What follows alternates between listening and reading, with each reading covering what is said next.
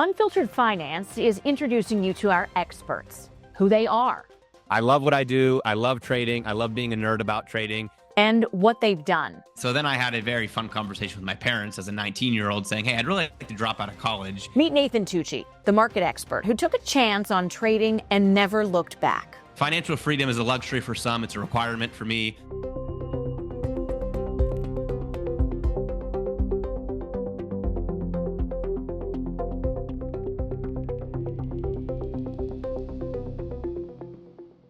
Welcome to Unfiltered Finance. I'm your host, Emily Turner. Joining us today, Nate Tucci, one of our market experts. And for folks who don't know you, tell us a little bit about kind of how you got into this field.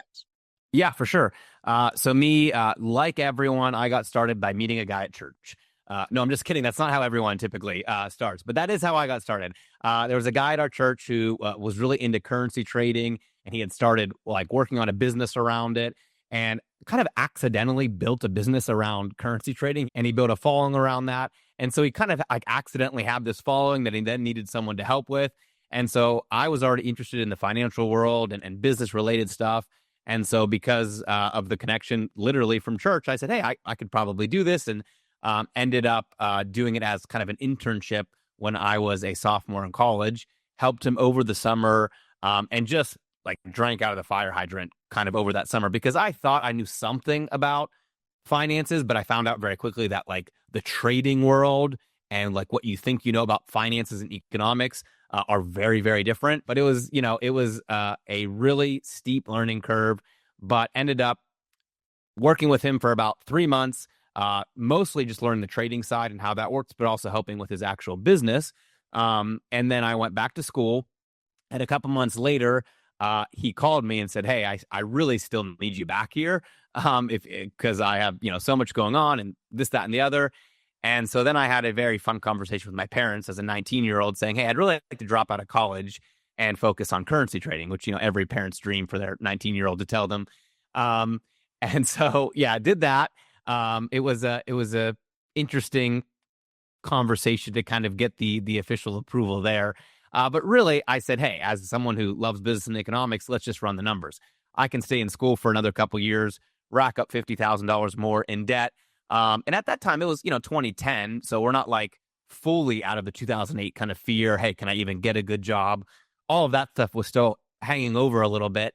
And so I said I could, get an entry-level job making $35,000 a year, which at that time, that's kind of what an entry-level job was, with 6 figures in debt, or I can make double that starting right now today and kind of cut off the debt racking up. And so I made that decision, and I have really never looked back over the last 15 years. Ended up getting very into both the business side of that world, which I still love and still am involved in running our actual business, but of course the trading side as well. I was excited about like really nerdy stuff about how to structure trades and how the market works and how to build systems and test forward expectancies and all that sort of stuff. And so between that side of the equation and then really like being behind the scenes running our business over the last 15 years, I ended up connecting with a lot of the team members that we launched a division with, a couple years ago. And it's now kind of came out from behind the scenes and have been doing my own trading stuff for the last couple of years that people have been following, and it's been a lot of fun. And it's not now just currency trading, right? No, in fact, I mean, now I don't even trade currencies actively. I just use them as kind of a basis for what I'm looking at across the rest of the market. Once I discovered options, I've really never looked back, because currency markets are fun and there's a lot of things you can do, but options are amazing. And the reason they're amazing is because they actually let you build the idea that you have in your head. What I mean is, if you look at a chart and you think, this is the kind of trade that I would like to make based on this market. I think it has some upside, but has a little bit of downside, but there's some support here. And over the next 2 weeks, I think it can do this. Options give you the ability to build out that trade idea as a trade structure. You can't really do that in any other market. And so once I got, that understanding and really started to fall in love with the trade structures and not just the, hey, I think the market's going to go up or I think it's going to go down, which is still really not my bread and butter. I'm still not that much of someone who like loves to forecast. Hey, I think the SPY is going to go up over the next week and then down. Like I have some ideas on that, but that's really not what gets me excited. What gets me excited is like the systematic structuring of trades that have a positive expectancy over time. And options, there's just no other instrument that lets you do it like options. What would a good example of one of those that you got really excited about that worked out really well be? Okay, so for example, with options, you can create like a buffer zone on a very simple trade, like a debit spread or a credit spread. What that lets you do is say, hey, I have a line in the sand. Okay.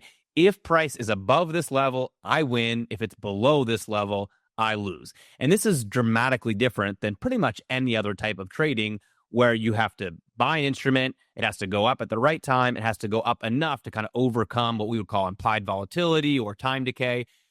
Trading this structure flips all of that on its head, where it's just you against this line in the sand where the market has to be at a certain time horizon.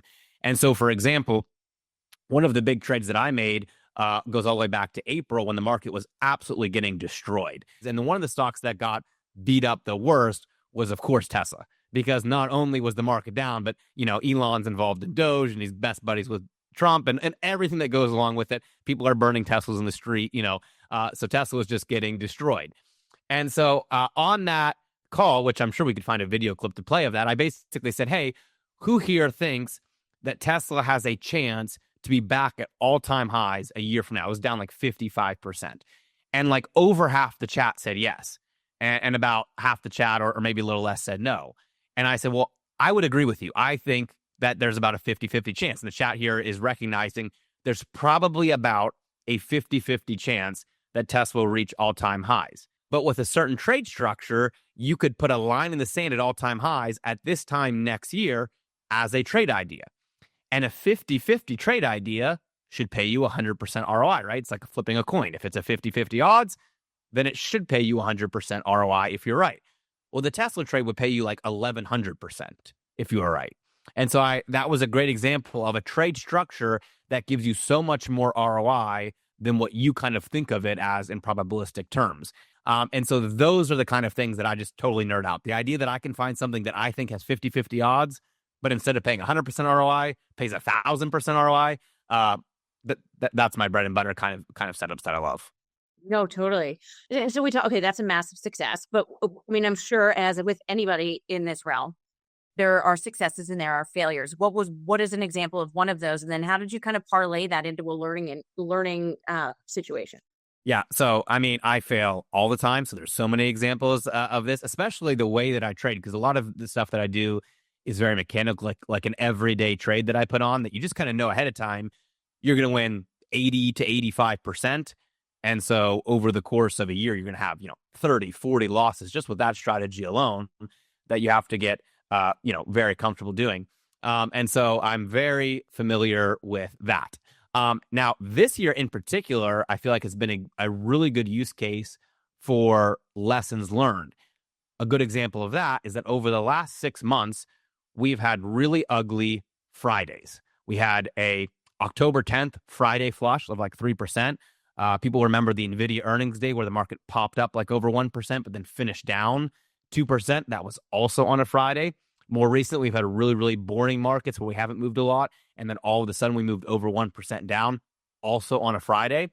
Well, for most people, they probably don't care a whole lot whether that happened on a Friday or a Wednesday or Monday. But if you're trading options, all of your expiration dates are on Fridays. And so it's really unfortunate when the market is going along beautifully and then all of a sudden the Friday day is the one that goes down, because I had probably 10 or 20 trades that if they happen to expire on any other day over a 30-day window, any other day, they would be winners, but they happen to expire on that Friday, which went down, and they became losers.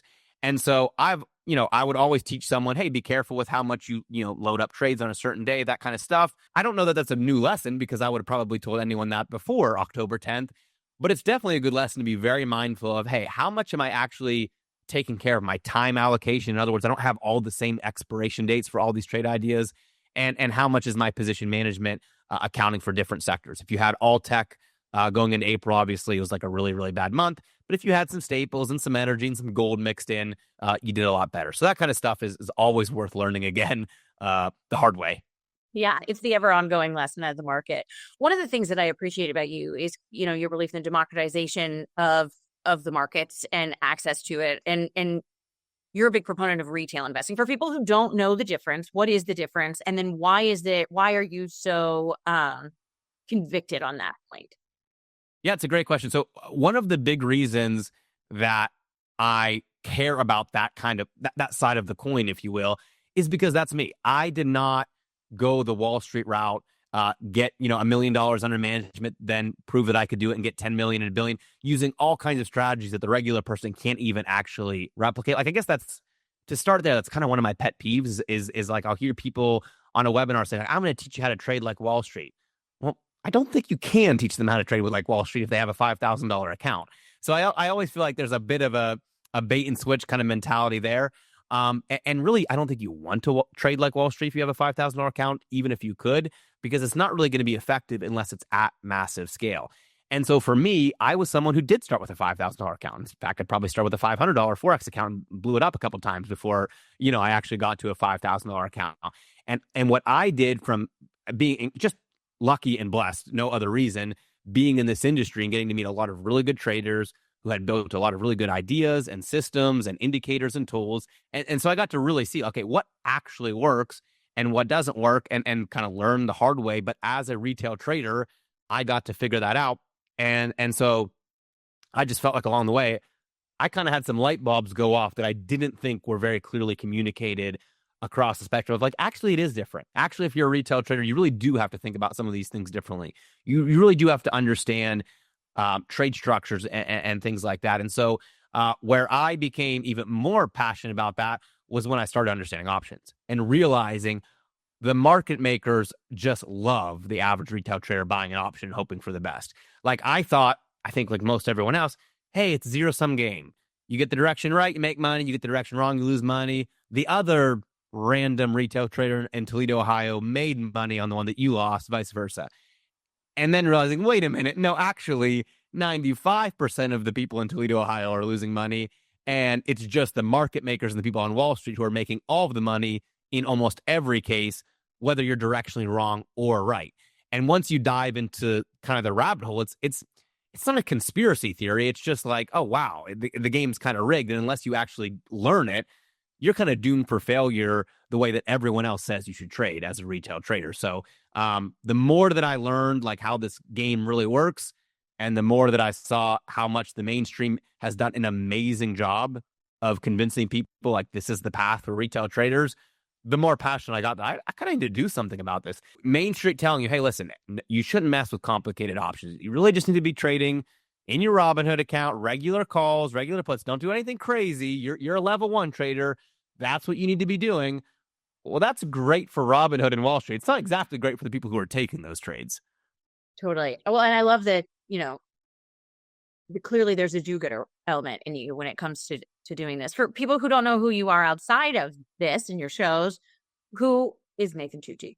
Well, yeah, hopefully there is some do-gooder mentality, because it is so fun to hear when someone has a light bulb moment go off and they say, Nate, I get it. Like this, totally changed the game. Or I've totally changed the way I trade because of you. Like, it's hard to kind of beat that as a feeling. So there's definitely that.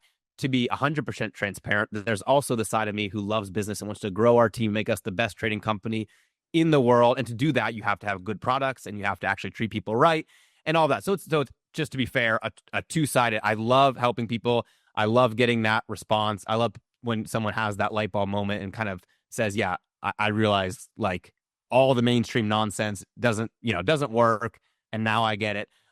That's a lot of fun. But me, I am a dad of 7 kids. And so I always joke that I have 6 daughters.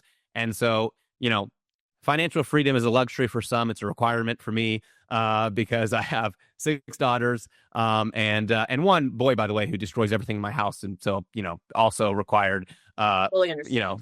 yeah, the financial side on that. But I want to have success for me. I want to have success more so for my family. I want to have success for my students.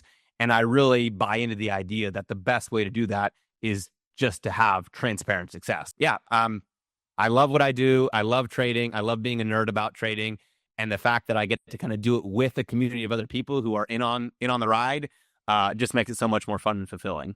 Well, for folks who are interested in following you or reaching out to you, what's the best way for them to do that? Where can they follow you and find you?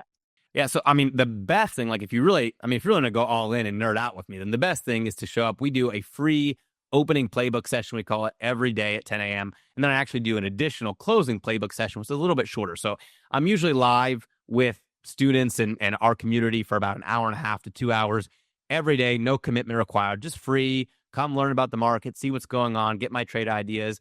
You can do that either by following me on Telegram, which is an easy way just to get my updates.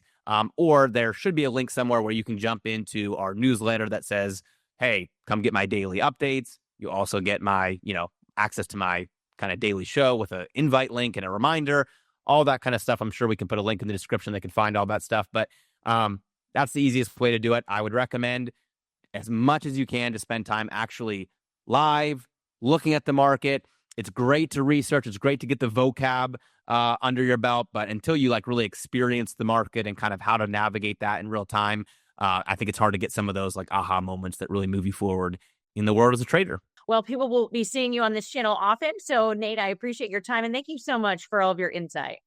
Yeah, absolutely. Thanks, Emily, for having me. And everyone, hope you have a great day and good luck in your trading. Thanks so much for watching our video on Unfiltered Finance. I'm your host, Emily Turner. If you want any information on our experts and the folks we've interviewed, you can check the description below. Please like, subscribe, and share this video.